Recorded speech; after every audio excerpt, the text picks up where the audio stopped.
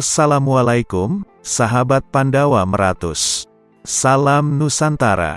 Terima kasih kepada Anda semua yang telah subscribe, menonton, menyukai dan membagikan link channel ini.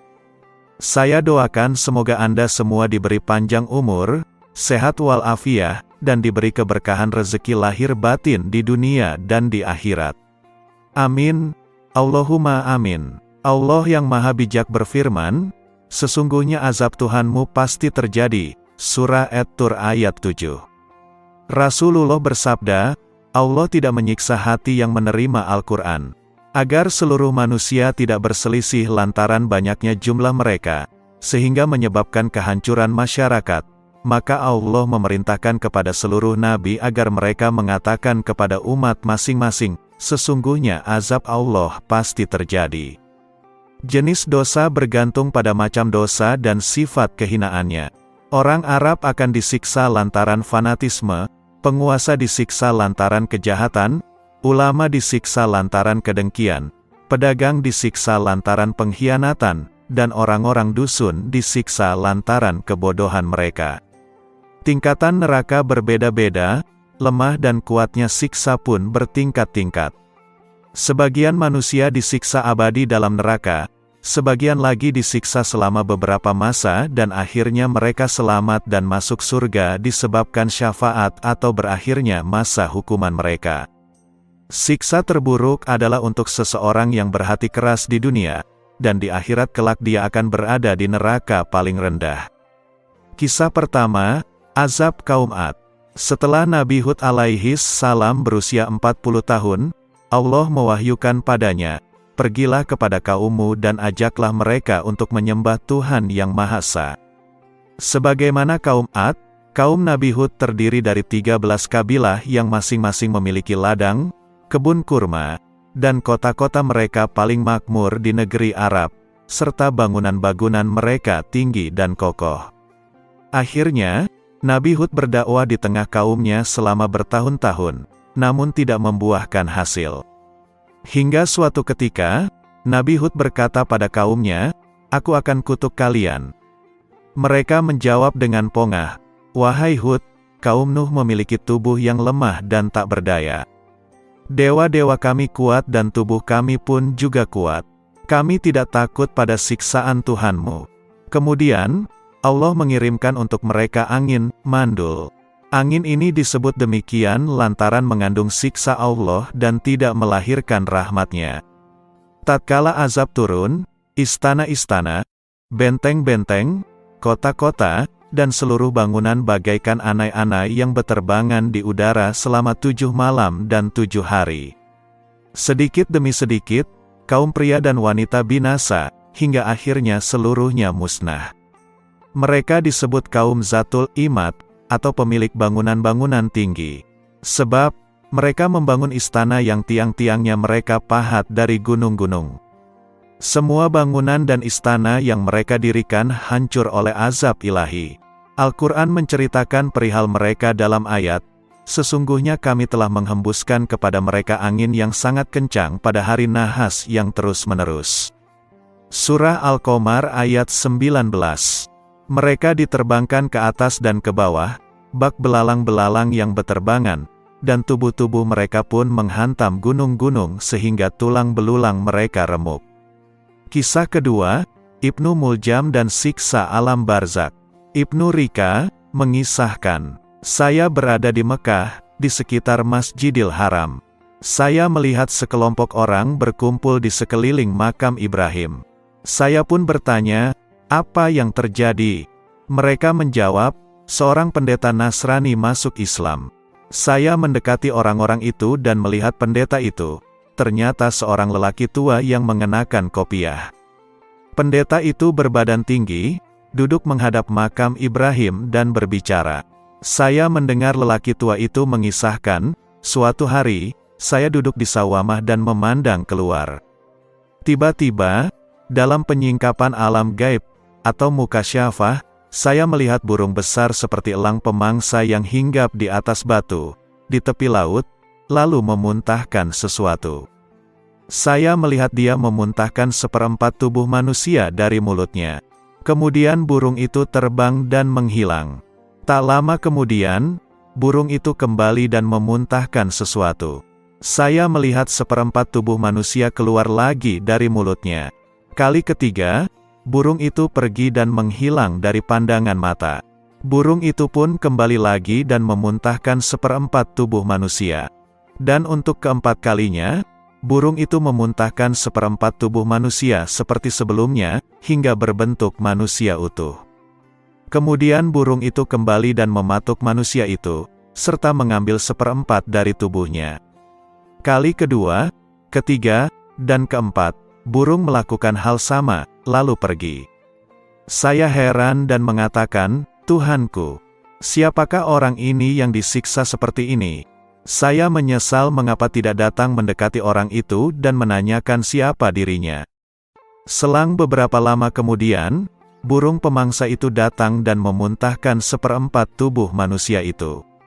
Burung itu memuntahkan seperempat tubuh manusia pada kali kedua, ketiga, dan keempat sehingga berbentuk manusia utuh. Dengan cepat saya bergerak mendekati orang itu dan bertanya padanya, "Siapa kamu dan apa yang telah kau lakukan?" Orang itu menjawab, "Saya Ibnu Muljam yang telah membunuh Ali bin Abi Thalib. Allah memerintahkan burung ini agar dia membunuhku dengan cara seperti ini, lalu menghidupkanku dan menyiksaku berulang kali." Kembali saya bertanya, "Siapa Ali bin Abi Thalib?" Orang itu menjawab, "Putra paman Rasulullah, yaitu Nabi Islam."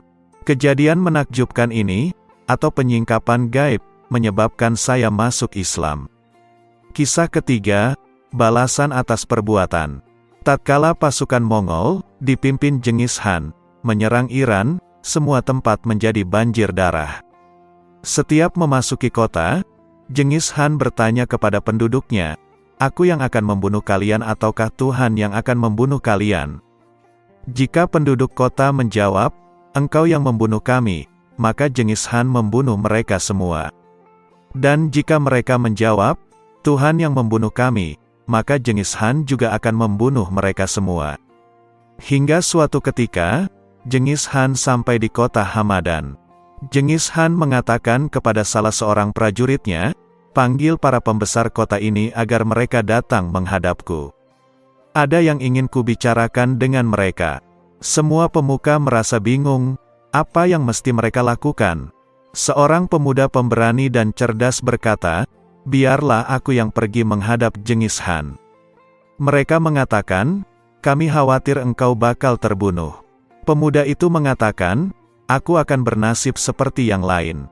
Pemuda itu bersiap-siap hendak pergi. Dia akan datang menghadap Genghis Khan dengan membawa 1 ekor unta, 1 ekor ayam jantan, dan 1 ekor domba.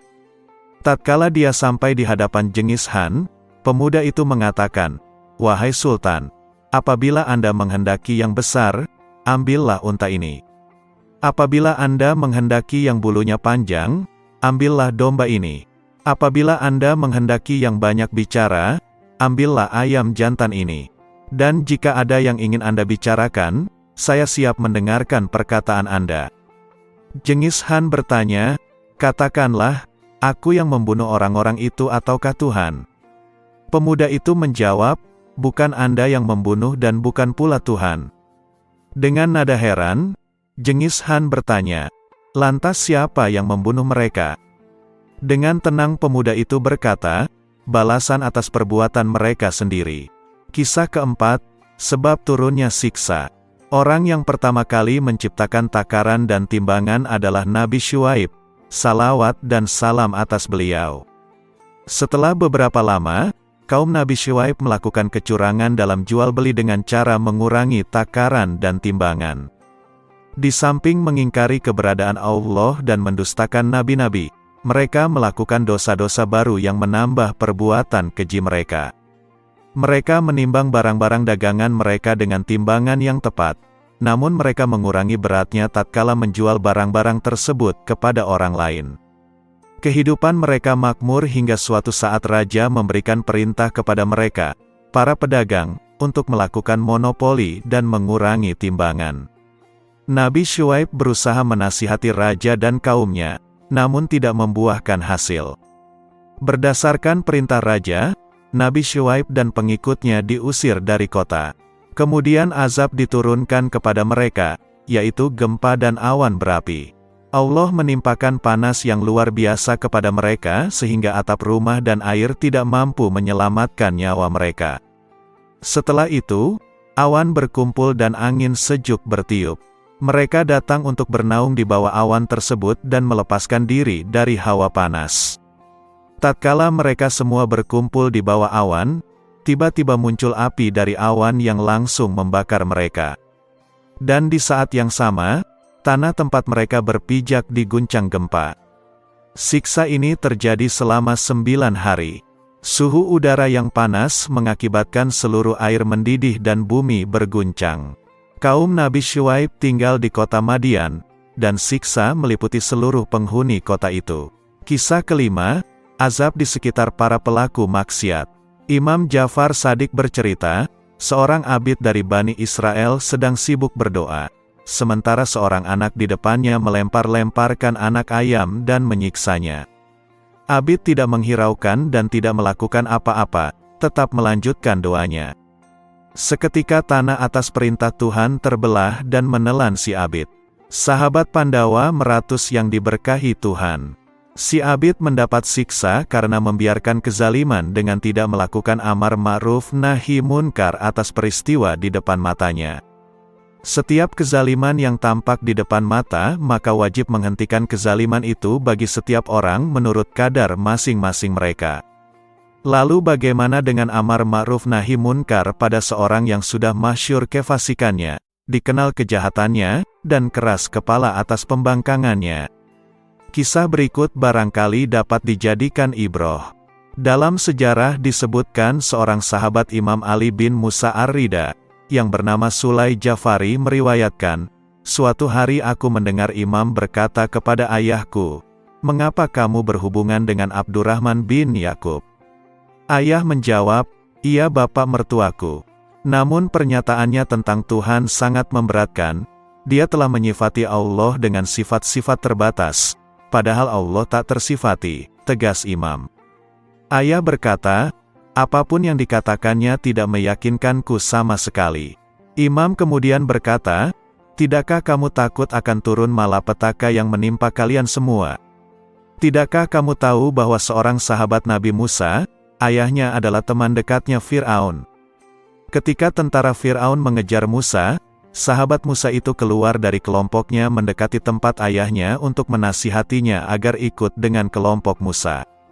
Ia dan ayahnya muncul sedang dalam bertikai, sampai mereka tergiring di pinggir laut. Kala itu azab Allah turun, dan kedua-duanya tenggelam bersama tentara Fir'aun. Berita ini terdengar oleh Musa, dan beliau menanyakan keadaan sahabatnya itu. Jibril berkata kepada beliau, ia tenggelam, semoga Allah merahmatinya. Ia tidak percaya dengan keyakinan ayahnya.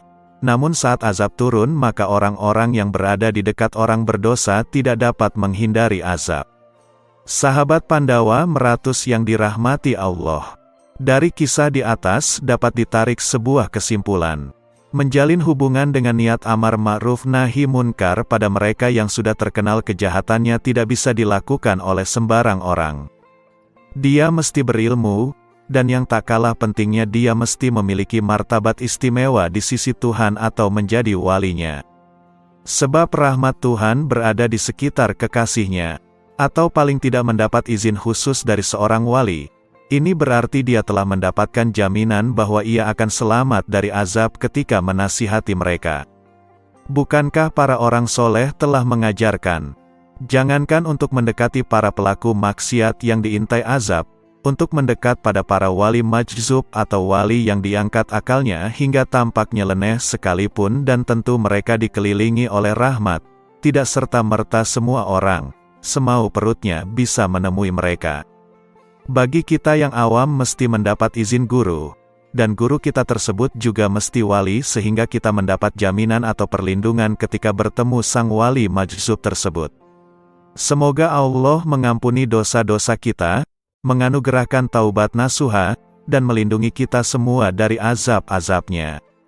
Wahai Tuhan, yang mencipta, dan mengatur segenap urusan hamba-Nya. Berilah kami keselamatan hidup di dunia, dan juga keselamatan hidup di akhirat, serta lindungilah kami dari siksa api neraka yang menyala-nyala. Amin. Allahumma amin.